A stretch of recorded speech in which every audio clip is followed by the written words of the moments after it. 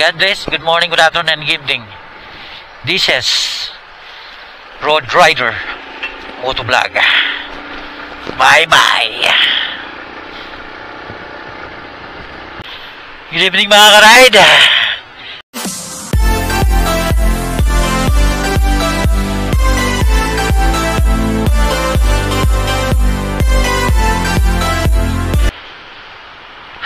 Happy weekend po sa ating lahat. Happy Friday. Saturday pala. Sorry. Happy Saturday po sa ating lahat. Grabe punong-puno ang... Grabe siguro kadaming tao pala ang pumapasok dito sa Isimnat. Punong-puno lagi yung mga parking. No.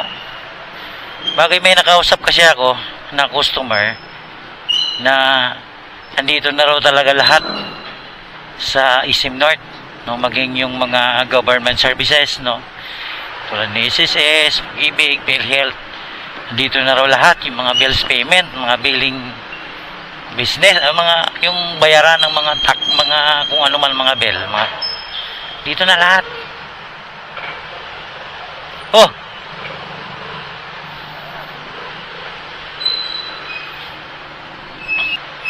yung ibang mga shoppers, mga ka-ride na nagmumula ng bandang north, no, Pampanga, Bulacan, ito yung ito yung ano nila, pinaka top, no, kasi magmula sa expressway lalabas ng Balintawak, diretso na dito, no, ito lang yung malapit na kumpleto sa lahat. So meron mang tawag nito, meron mang Isim Grand Central, yung Grand Central maliit lang yun compare dito sa Isim North, talagang maluwag na maluwag, malaking malaki. Kaya nga siguro pribilehiyo ng mall na ito na mapuntahan ng maraming tao, maraming shoppers, sinagad niya na lahat, kinuha niya na lahat, kinumpleto niya na lahat, magmula sa mga government services, no? Siguro ito yung opportunity, pribilehiyo ni Isim North na papuntahan ng napakaraming tao. Kaya yung mga services na kinuha niya na lahat. Galing din ng marketing, no, ni ISM, no? Ang galing ng strategy niya. Talagang kinuha niya na lahat. Wala ka nang hahanapin pa. Dahil lang kompleto na. 3 in 1 plus 1. Kaya yung mga parking siguro laging puno, no? Sabi ko ng boss ko nung bago mabuksan itong bagong branch na ginudutihan ko, halos araw-araw sila dito, no, ma-follow up siguro para mapabilis yung pagtapos ng store. Nararanasan din nila yung araw-araw na laging puno yung parking nila. So ganun kadami yung mga customer na dumarayo o pumupunta dito kay Isim North. Kaya lawak-lawak na parking ni Isim North, hanggang 6th floor yan. Pero talagang kakapusin pa, ibig sabihin talagang napakaraming tao, no? Mapapansin ko mga ka-ride, mapapansin natin pag open pa lang ni mall, napakarami ng tao pumapasok. Kaya nga, di ba, kompleto na lahat, talagang igugo na lahat ni Sam para yung pagkakataon, yung opportunity na mahakot yung mga customer, sinagad niya na yung mga services. Yung dati wala naman yung dating mga government services, no? Ano pa kaya kung pati yung NBI kukunin na rin, no? Kasi yung kulang nito, NBI, police clearance. Sa bagay, malapit naman ang City Hall. Siguro, wag naman sigurong lahatin na lang din. So, yun yung kagandahan, mga ka-ride, no? So, yun nga, mga ka-ride, no? Muling balikan natin yung pangyayari sa kalsada natin dahil sa ipinatupad ng INCAP. No? Marami pa rin hindi makamupon, mga ka-ride.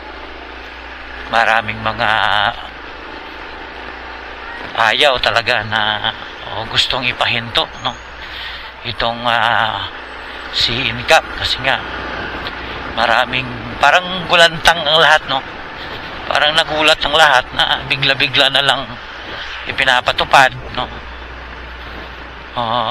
Bigla na lang ipinatupad nga yung operation ng INCAP. At kaya siguro yung iba nabibigla na rin. Medyo pause tayo, mga ka-ride, dahil nga galing tayo sa halos 2 linggo yung ating ubo na nakabigay istorbo sa atin habang tayo naka-duty. Para tayong aso na tumatahol. No, yun nga, mga ka-ride, no? Marami pang nabigla at ayaw pang matanggap.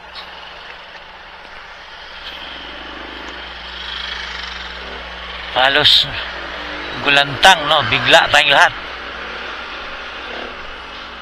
sa magka-operation na ng INCAP, mga rin.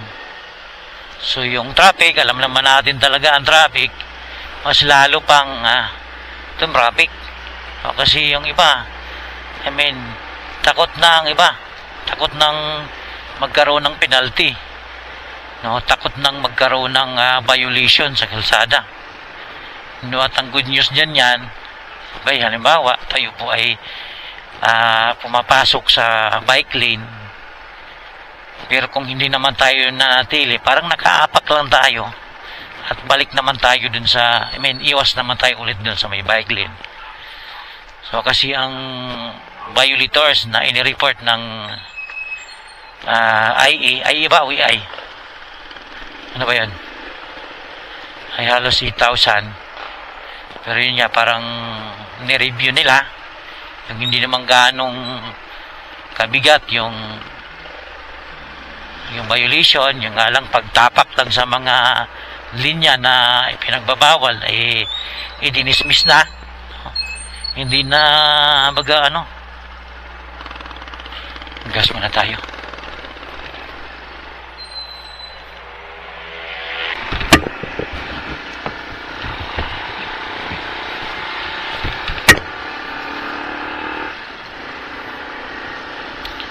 Yun nga, mga ka-ride, no? Pero ang good news doon, ang maganda sa INCAP, naging disiplinado yung mga rider, no? Hindi sila, tawag nito, pabara-bara kung tumakbo, kaliwat kanan. Kasi nga, iniiwasan yung violation ni INCAP, no? Maraming gusto ang INCAP at marami ding ayaw. Kaya nga maraming mga nag-wilga, nasamahan ng mga, hindi lang ng mga rider, pag yung mga pampubliko, ng mga sasakyan, katulad ng siguro yung mga jeep, pasahero. So kasi nga hindi ka na basta-basta na makalipat-lipat ng yung pwesto dahil nga sa INCAP. Malay mo, ma-target ka dyan. Mahirap na magkaroon ng violation. So, hati yung opinion ng mga mamamayan gumagamit sa ating kakalsadahan. Merong ayaw at meron din namang gusto dahil nga tulad na lang ng mga rider na kung nakikita natin sa Commonwealth Highway ay naging disiplinado yung mga rider.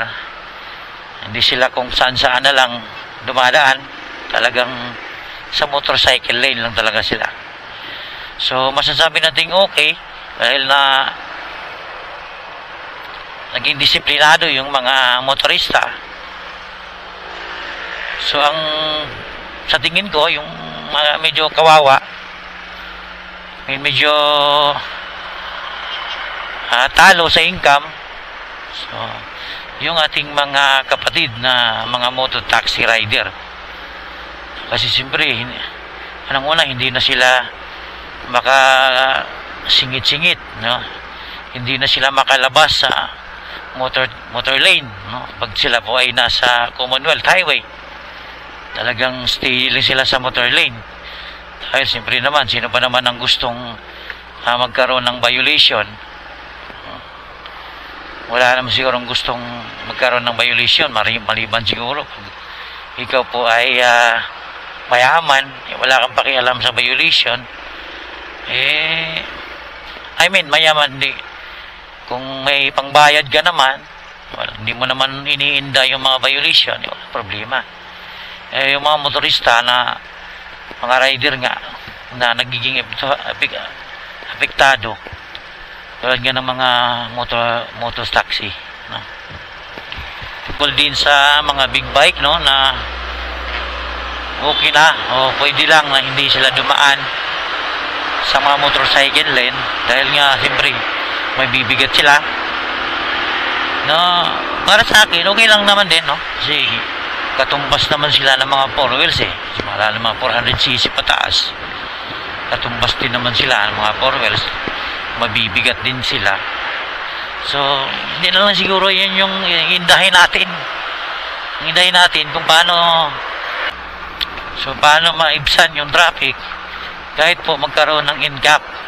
Kasi nga okay din naman ang NCAP nga, sabi ko nga, okay din naman ang NCAP dahil nga naging disiplinado yung mga tao, yung mga driver na dumaan sa ating mga kakalsadahan. Pero siguro yung solusyon na kahit magkaroon ng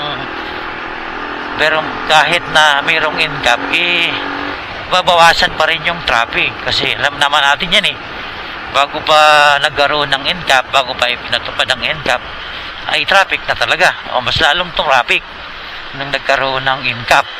Kaya siguro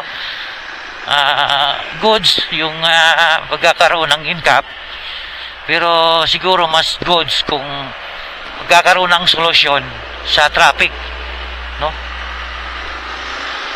Kahit na mayroong NCAP, paano kaya yun, no?